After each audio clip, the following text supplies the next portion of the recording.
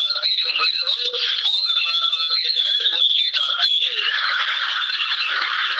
ہاں بالکل ارے تمہارے مومنوں کے اندر سے، لیکن ان سے اختلاف ہو جائے، ان سے اختلاف ہو سکتا ہے، کوئی حکم دے اور تم کو اختلاف ہے. عیسیٰ کے پاس سے اللہ اس کو دے سخت موقع. اگر ان سے کسی بات میں اختلاف تھا تو تمہارے اندر سے مومن ہے، وہ ذمہ دار بنائے گئے ہیں. کوئی تنازعات بھی چاہیے. اگر تمہیں اور اولو الامر میں کوئی تنازع ہو جائے کسی مسئلے میں، یہ بات صحیح تم کہہ رہے ہو، یہ صحیح ہے، یہ غلط ہے، فرمایا اس کے بعد فیصلہ یہ نہیں ہوگا کہ وہ اپنی طاقت کے زور میں کہے کہ جو میں کہتا ہوں یہ ہو کہے گا. المانی بولو تو اس کو بھی چاہیے اور تم بھی اس مسئلے کو پھیر دو اللہ کی ذات کی طرف اور رسول اللہ کی طرف. کیا مطلب کے لیے ہوتا ہے کہ تم اگر صحیح معنی میں تم ہو تؤمنون باللہ والیوم الآخر، اگر تم اللہ کے صحیح بندے ہو اور یہ سمجھتے ہو کہ مالک کی دربار میں قیامت دن پیش ہو کر سارے معاملات کا فیصلہ کرنا ہے، اور یہ تمہارے دل کے اندر ہر وقت یہ خیال رہتا ہے اس وقت یہ سچی اگر مومن ہو ذالک خیر و احسن تاویلا، یہ تمہارے حق میں خیر ہے اور یہ آپ کی صحیح نتیجہ ہے نکالنے کے لیے یہی ایک طریقہ ہے. اس کے بعد فیصلہ دیکھیے. دیکھیے کتنی زبردست آیت ہے باہمی اختلافات ختم کرنے کے لیے، اور خاص کر یہ پن پوائنٹ آیت ہے امیر کے ساتھ اگر اختلاف ہو جائے تو وہ جو مومن امیر ہو. اور ڈاکٹر عثمانی صاحب کہہ رہے ہیں کہ یہ نہیں کہ کوئی کافر مشرک کو امیر بنا لیا جائے، تو اس کی بات نہیں ہو رہی ہے. وہ جو مومنوں کا امیر ہو، مومنوں اس کی بات ہو رہی ہے. تو اس میں یہ ایک بات نکلی کہ اگر امیر کافر اور مشرک ہو جائے تو پھر تو سوال ہی پھر تو ختم ہو گیا مسئلہ، کہانی ختم ہو گئی نا. یہ جو اللہ اور اللہ کے رسول کی طرف پھیرو، یہ مخلص مومن امیر کی بات ہو رہی ہے کہ کوئی وہ ایسا حکم دے جو قرآن و حدیث کے مطابق نہیں ہے تو آپ جو ہے اس سے اختلاف ممکن ہے. تو امیر کو بھی چاہیے کہ اپنی طاقت کا وہ مزانہ طاقت کا انداز نہ دکھائے، اپنی جو اقتدار کی طاقت ہوتی ہے، امارت کی طاقت ہوتی ہے، بلکہ اللہ اور اللہ کے رسول کی طرف پھیرے اور قیامت تک کے لیے حکم ہے. اور ڈاکٹر صاحب کہہ رہے ہیں کہ بہترین طریقہ ہے، اندازہ لگائیے. تو بہترین طریقہ چھوڑ کے بدترین طریقہ اختیار کیا جائے کہ اللہ اور اللہ کے رسول کی طرف پھیر ہی نہیں رہے، بیٹھ ہی نہیں رہے، اور کہتے نہیں جو میں نے کہہ دیا وہی بس مانو، نہیں تو فارغ و جماعت سے مرتد ہو اور یہ ہو اور وہ ہو، اس طرح کی باتیں کرتے ہیں. یہ بہت بڑی بات ہے بھائی، بہت بڑا شیطان کا وار ہوا ہے. جہاں جہاں تک یہ آواز پہنچے ان کو مجبور کرو وہ بیٹھ کے بات چیت کریں اور تاکہ شیطان کا وار اس کے اوپر الٹ دیا جائے اور شیطان کو موقع نہ دیا جائے. یہ آواز تھی ڈاکٹر مسعود الدین عثمانی رحمۃ اللہ علیہ کی. اس آیت کی تشریح کر رہے تھے کہ کس حد تک امیر کا حکم ماننا ہے اور کس جگہ جا کے رک جانا ہے. اس سلسلے میں محمد حنیف صاحب نے بہت ہی ٹھکر کھائی ہے.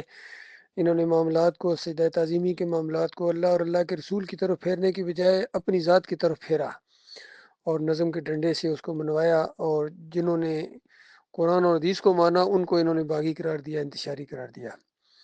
اس سلسلے میں ایک حدیث بھی ہے، نبی علیہ السلام نے کچھ لوگوں کو بھیجا تبلیغ کے لیے اور حکم دیا کہ امیر کی اطاعت کرنا. دیکھیں یہاں تو نبی علیہ السلام کا حکم ہے کہ اس کی اطاعت کرنا، اور وہاں کوئی آپس میں ان کا تنازع ہو گیا، جھگڑا ہو گیا، تو امیر صاحب وہاں ناراض ہو گئے. تو انہوں نے حکم دیا کہ لکڑیاں اکٹھی کرو. یہ حکم انہوں نے مانا، لوگوں نے آگ لگائی اور پھر یاد بھی دلایا کہ تمہیں رسول اللہ نے کہا ہے نا کہ میرا حکم ماننا، لہذا میں تمہیں حکم دیتا ہوں کہ اس آگ کے اندر چھلانگ لگاؤ. تو وہ ایک دوسرے کی طرف دیکھنا شروع ہو گئے، حیران ہوئے کہ اسی آگ سے بچنے کے لیے تو ہم یہ سب کچھ کر رہے ہیں، ایمان لائے ہیں، تبلیغ کر رہے ہیں، اور پھر آگ میں خود چھلانگ لگا دے. تو اتنی دیر گزر گئی اور پھر وہ آگ بجھ گئی. امیر صاحب کا بھی غصہ تھوڑا ٹھنڈا ہو گیا. بہرحال یہ واقعہ تو پیش آیا. واپس آئے، نبی علیہ السلام کو جب بتایا تو نبی علیہ السلام نے کہا کہ اگر تم اس آگ کے اندر چھلانگ لگا دیتے، یعنی وہ حکم مانتے جو صحیح نہیں تھا، تو قیامت تک جلتے رہتے. یعنی اس میں صاف یہ بات ہے کہ اپنے دماغ کو استعمال کرو. معروف میں اطاعت ہے، غلط حکم میں اطاعت کوئی نہیں ہے. اور یہاں تو محمد حنیف شرک کی اطاعت کرنے کے لیے حکم دے رہے تھے. کیسے ان کا حکم مانا جاتا؟ ہرگز نہیں مانا میں نے. دیکھیے اسی روش پر یہ دوسرے لوگ بھی چلے ہیں جو گروپوں کے اندر تقسیم ہو گئے، چاہے لانڈی والے ہوں چاہے یعقوب علی ہوں، اس نے بھی اسی طریقے سے کتنا صاف وہ بیان تھا ڈاکٹر عثمانی رحمۃ اللہ علیہ کا کہ صلح حدیبیہ کے موقع کے اوپر عام طور پر نبی علیہ السلام لکھواتے تھے، لیکن وہاں ایک ایسا معاملہ پیش آ گیا تو نبی علیہ السلام نے چونکہ کوئی اس کو مٹانے کے لیے تیار نہیں تھا، کیسے مٹائیں کہ محمد الرسول اللہ کیسے مٹائیں، تو یہ ایک ایسا معاملہ پیش آ گیا تو نبی علیہ السلام لاؤ ادھر کہاں لکھا ہو دکھاؤ مجھے، تو وہ انہوں نے کچھ روایتوں کے اندر یہ چیز آ گئی کہ مٹا کے پھر خود لکھ دیا۔ تو ڈاکٹر عثمانی رحمۃ اللہ علیہ نے اس کی تشریح یہ کی کہ اگر اس طرح ان روایتوں کے مطابق کوئی عقیدہ بناتا ہے تو یہ پھر موجہ مانا جائے گا، کیونکہ لکھنا پڑھنا تو نہیں جانتے تھے۔ کتنی بہترین تفسیر تھی، لیکن یعقوب علی نے کہا نہیں، میری تفسیر مانو، میری ڈائری کی طرف رجوع کرو۔ یہی معاملہ اختر بیگ صاحب نے کیا خاص قبر کے معاملے میں، بالکل یہی معاملہ یہ عبید الرحمن نے اور فیاض محمود باجوہ صاحب نے کیا کتنے معاملات میں، اور پھر اس سے زیادہ شدت کے ساتھ یہی معاملہ کیا ہے انہوں نے کمال خان نے اور معراج الدین نے۔ ڈاکٹر صاحب کا بہترین فتویٰ قرآن و حدیث کے عین مطابق تھا کہ توحید پھیلانے کے لیے ویڈیوز کا استعمال جو ہے یہ بالکل جائز ہے، بلکہ ڈاکٹر صاحب بہت زور دیا کرتے تھے جدید ٹیکنالوجی کے اوپر، اور اس معاملے میں تو جب سوال کیا گیا تو انہوں نے کہا کہ میری تحقیق یہاں تک پہنچی ہے، میری رائے یہ ہے کہ بالکل جائز ہے اور کسی تصویر کی حرمت کے زمرے میں نہیں آتا ہے، کسی حدیث کا انکار نہیں ہوتا ہے۔ تو اس طریقے سے بالکل صاف بات ہو گئی، لیکن یہ جو ہے کہ کیڑا ان لوگوں کے دماغوں میں، سب کے، محمد حنیف کے بھی، یعقوب علی کے بھی، اختر بیگ کے بھی، دائیوں کے بھی، اور یہ فیاض محمود باجوہ صاحب ہوں یا یہ اب جو بنے ہیں گلداد صاحب یہ ہوں، سب سے زیادہ کیڑا یہ معراج الدین کے اندر اور کمال خان کے اندر آ گیا کہ یہ حرام ہے، اندازہ لگائیے ڈاکٹر صاحب کا فتویٰ ہونے کے باوجود۔ اور ایک اور بات بھی آپ کو بتاؤں، ان سب لوگوں نے ایک ہی انداز اختیار کیا ہے۔ یہ ایبٹ آباد کے ایک عارف صاحب تھے اور ان کا بیٹا، کہتے ہیں اگر آج ڈاکٹر صاحب آ جائیں تو میں ثابت کر دوں گا، قائل کر لوں گا ڈاکٹر صاحب کو کہ یہ جو فتویٰ احمد بن حنبل پر لگا یہ صحیح نہیں تھا۔ اسی طرح قاری کی لیلر رحمان صاحب کہہ رہے ہیں کہ آج اگر ڈاکٹر صاحب آ جائیں تو میں ان کو قائل کر لوں گا کہ یہ سجدہ یوسف علیہ السلام کو ہوا تھا، یہ اللہ کو نہیں ہوا تھا۔ اور بالکل یہی بات دہرائی معراج الدین نے کہ ڈاکٹر صاحب کی رائے تو تحقیق تو وہاں تک پہنچی تھی اور میری یہ تحقیق ہے، اور آج اگر ڈاکٹر صاحب آ جائیں تو ان کو قائل کر لیا جائے گا۔ تو ان سب کے دماغوں کے اندر ایک ہی کیڑا ہے کہ یہ ڈاکٹر عثمانی رحمۃ اللہ علیہ سے بڑے عالم دین ہیں۔